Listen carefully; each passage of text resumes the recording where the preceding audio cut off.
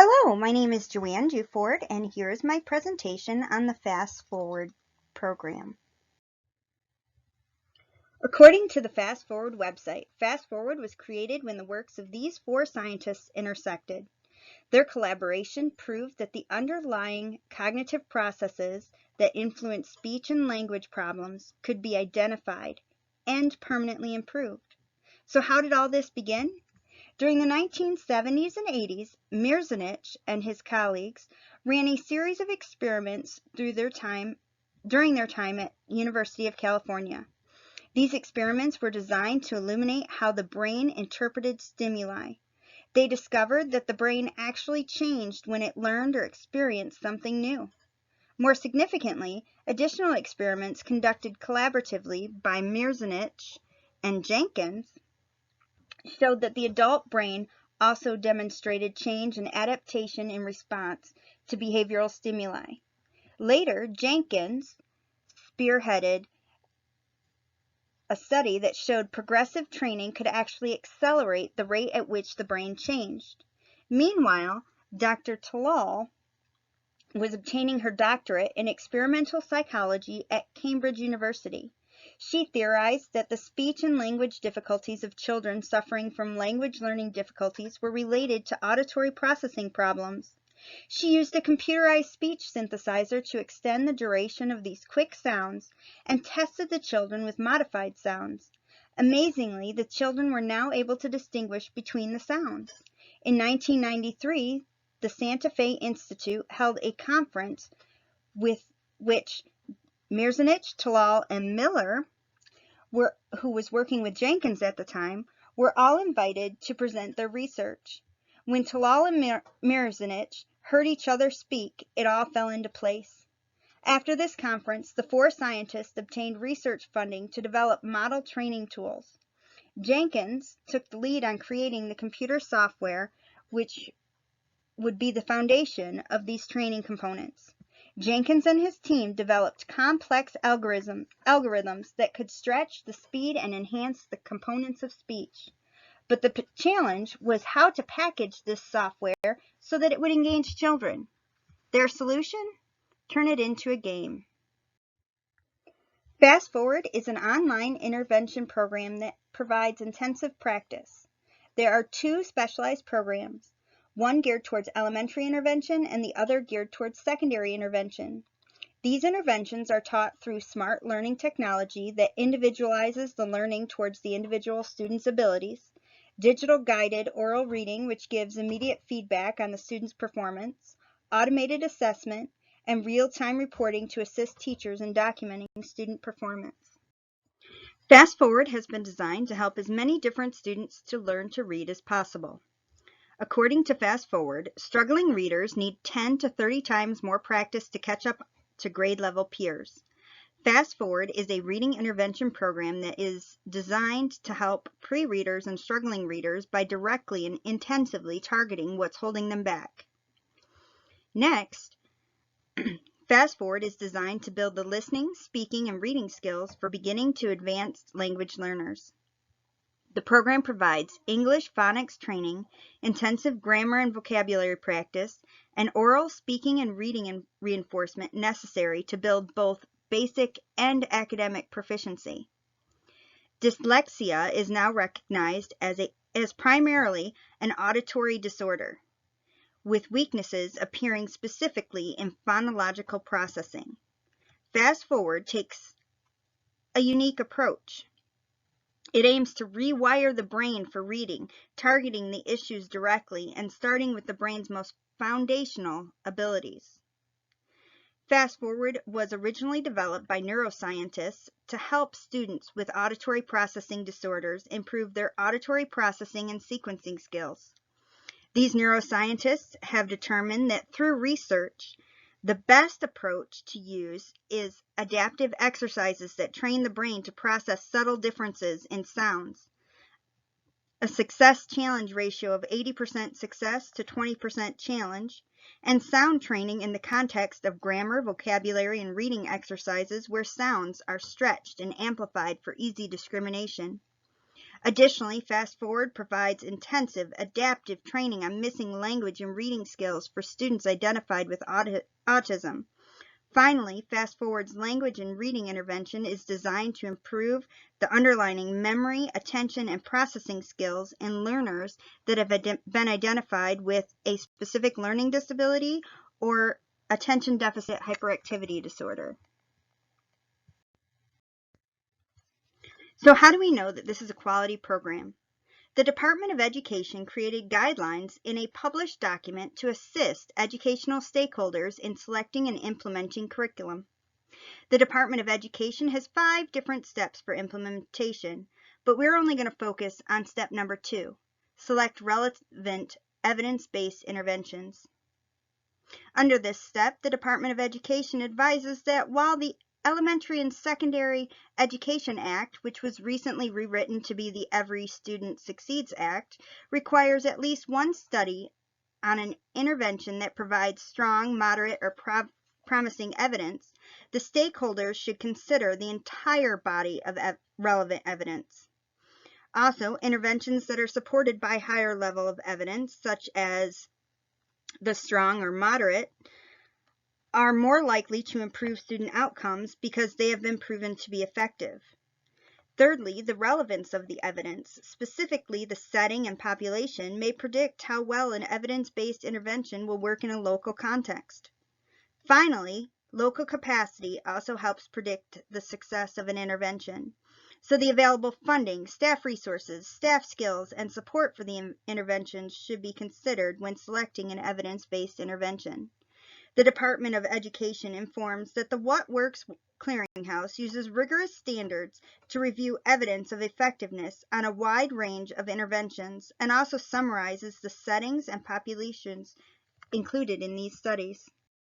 The What Works Clearinghouse allows you to compare various interventions.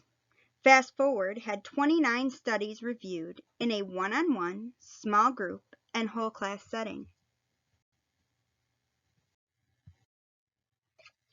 According to the data from What Works Clearinghouse, FastForward shows positive effects for English language learners and in the literacy outcomes of alphabetics, comprehension, and reading fluency. There was no significant support to show advances in literacy or reading achievement. There were 8 out of 29 eligible studies that were found to meet all of the standards set by What Works Clearinghouse. What Works Clearinghouse reveals the demographics of the students and research studies that have met the standards. Of the 8 students that met the standards, FastForward had studies in 3 different regions of the United States, covering 6 different states: Pennsylvania, Indiana, Ohio, Maryland, North Carolina, and Virginia. All of these studies were in suburban or urban areas. There appeared to be limited minority students present within this population of Asian, Native American, and other. But the gender demographics appeared to be almost even, with 55% male and 44% female. Additionally, socioeconomics was tracked through the free and reduced lunch population, where 51% of students received free or reduced lunch. Only 5% of the students in these studies were English language learners. The National Center on Intensive Intervention is a website designed to assist districts to confidently implement behavioral and academic interventions. In addition to the study reviews by the What Works Clearinghouse, the National Center on Intensive Intervention conducted 3 independent reviews of multiple FastForward research studies and documented positive effects for pre-reading and reading outcomes. Each review was completed on 16 studies. The first group of studies provided unconvincing evidence in regards to the fidelity of the implementation and did not provide broad mean data. However, this review did show positive mean results for the targeted population. The second group of studies provided unconvincing evidence regarding the design of these studies, but showed positive mean results in both the targeted and broad mean data. The final group of studies did not provide mean data results. So the first step of implementation is to train the teachers how to utilize this program effectively. Fast Forward implementation models fall into 6 basic categories: computer lab, classroom, before and after school, homeschool, spring winter breaks, and summer school. All of the models focus on preparing, practicing, and reinforcing various reading skills. The Prepare section tackles memory and processing challenges. Practice works on reading skills, and Reinforce has the students read aloud and the computer offers feedback to the student. Summer School requires a 25 correct words per minute reading ability and is a 5-week intensive program that requires 100 minutes of instruction at least 5 days a week. My first demonstration is a 6 to 8-year-old student demonstration.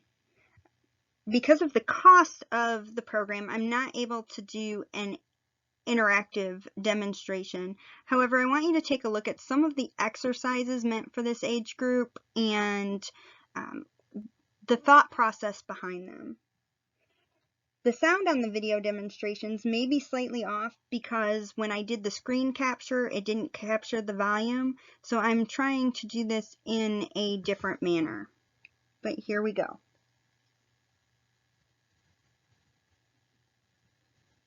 Now let's take a look at some of the exercises. Let's start with a few of the games that a 6 to 8-year-old would typically do, for example. This first exercise develops the ability to remember, understand, and follow instructions. In the beginning, there's only one instruction, but as the participant improves, they are given more instructions more quickly. Touch the little red square and the little yellow circle.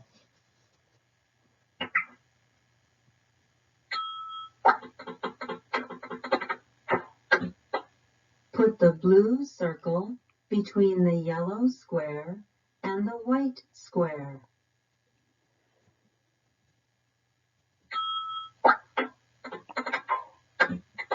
If the participant does not follow an instruction correctly, it is repeated and the answer is shown. Put the blue circle between the yellow square and the white square. Put the blue circle between the yellow square and the white square.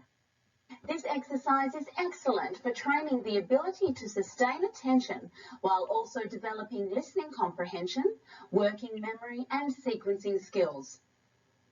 In this next exercise, participants are required to sequence a series of tonal sweeps that increase in difficulty and speed to train the brain to process information faster.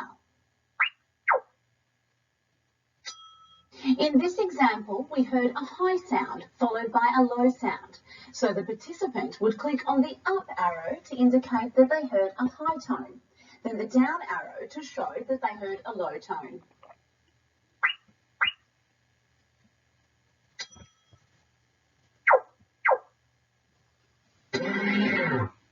As the participant progresses, the tones become shorter and quicker.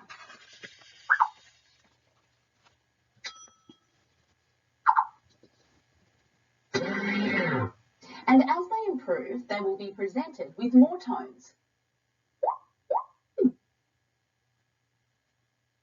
And even more again.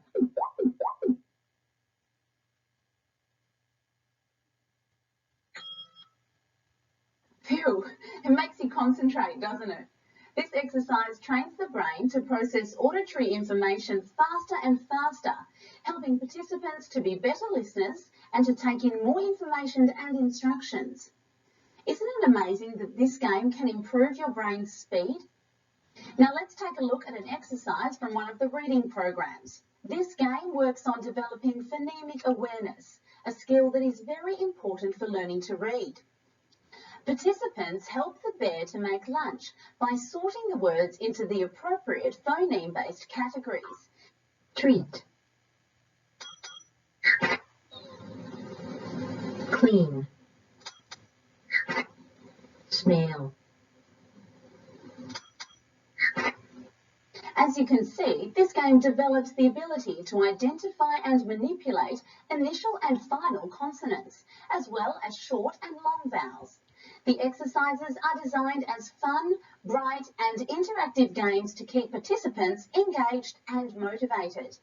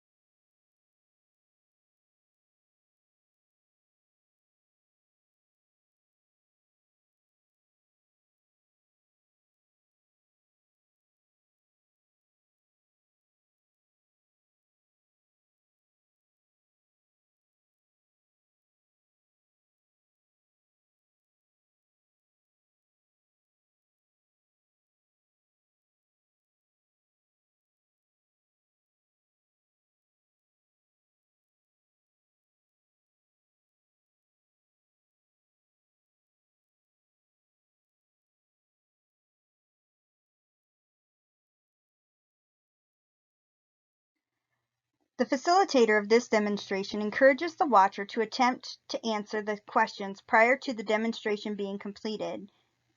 I encourage you to rise to the challenge and attempt to beat the video in completing these challenges. Good luck. Now let's take a look at a few of the exercises that a 12 to 14-year-old would typically do. For example, in this first exercise, called Lunar Tunes, students match spoken syllables and words within a grid of speakers to get points and rewards. The key is to match all of the sounds in as few clicks as possible. As the participant progresses, the number of sounds to match increases. Tuck, tug, tug, bud, pub, puck, tuck, bud, bud. This exercise not only trains concentration and working memory skills, but also develops sound discrimination skills, which are crucial for listening and reading. In this next listening comprehension exercise, participants hear a sentence and are then required to select the associated picture. The frisbee is not held by the dog. As participants progress, the instructions become longer and use more complex grammar and syntax. The reporter throws a frisbee covered in dog slobber to Justin. Tracy, the one with the metal lunchbox, receives an apple from Lila. Because she was 2 grades ahead of the boy, the girl was 2 inches taller than him. This exercise develops listening comprehension, memory and knowledge of grammatical rules to improve the ability to understand and remember information. Now let's take a look at a tricky reading comprehension exercise from one of the reading programs. Participants read 4 headlines and choose the one that best matches the major headline at the top. See if you can work out which headline is most correct.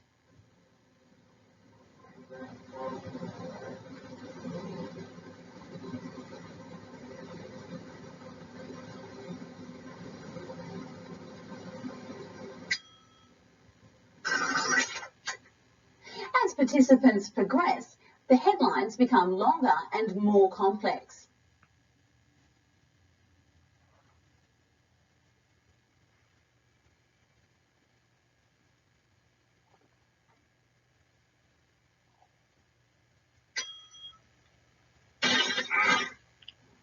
Did you get that one right?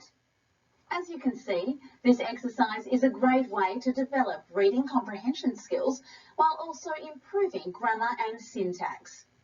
Fast ForWord offers so much more than your typical learning program. The exercises are engaging and motivating and adapt to the participant's skill level to ensure that the individual is challenged at a just right level. So how did you do on those challenges? I hope you did well.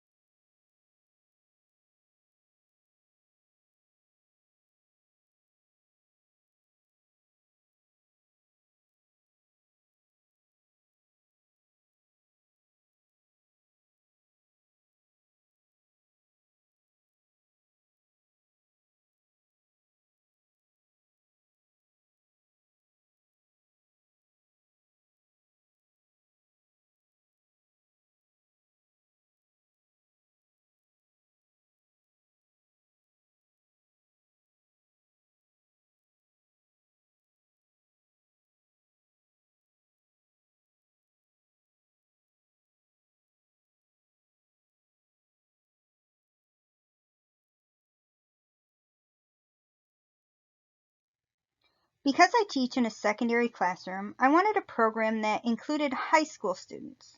The majority of the programs on What Works Clearinghouse were designed only for elementary students. Additionally, the studies were also conducted only on elementary students.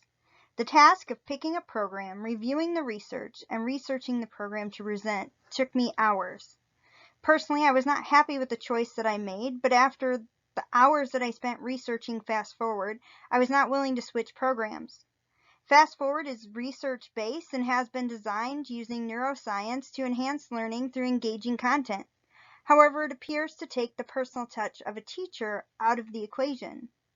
The system provides feedback to the students, and from what I've seen, the teacher is turned into a cheerleader for the student, encouraging the student to engage with the software. Additionally, for my personal classroom, I have to share a Chromebook cart with other classrooms. FastForward, however, requires 30 to 100 minutes a day, at least 5 days a week, for maximum effectiveness. I only have access to classroom technology 2 to 3 days a week, and this software would take 2 to 3 of our classroom hours per day for effective instruction, along with family support to ensure that the students would receive 2 to 3 days instruction at home to maximize that effectiveness. With the amount of low socioeconomic status of the majority of my students, home computer access is not guaranteed. This program is better suited to a district that has one-on-one technology. Moreover, there's no pricing listed on the website. When I reached out for additional information, I was told that it would cost $3,500 to implement the program into my classroom the first year. This price included the training that I would have to take. The training is $500, so the program would cost $3,000 each year to continue usage. My school district does not have that kind of funding for this program. Finally, this project reinforced my need for assistance in picking the correct curriculum to implement within my classroom.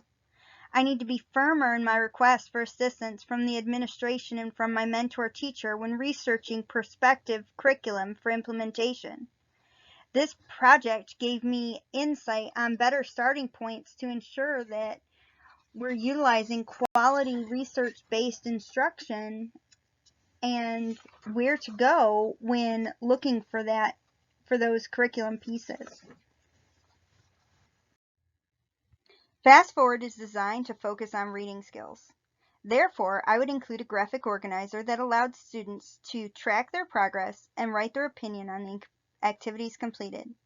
The front of the graphic organizer would include time spent on the program, the titles of the activities completed, a self-evaluation, and an opinion piece. That opinion piece would be carried over into the back of the graphic organizer. The back would include 2-paragraph graphic organizer. This graphic organizer would be a fill-in-the-blank paragraph outline. The students would only be required to complete one side or the other to begin the year. As the students' skills increase, they would be required to complete both sides of the graphic organizer. Additional steps would be taken to remove the fill-in-the-blank and change this to a sandwich-style graphic organizer where the students created their own sentences. Here are my references.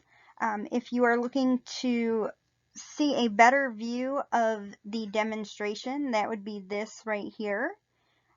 You can see we did the Department of Education, Academic Intervention, and the What Works Clearinghouse, as well as videos to learn about FastForward and the FastForward website itself. Thank you for watching my presentation, and I hope you learned a lot about FastForward.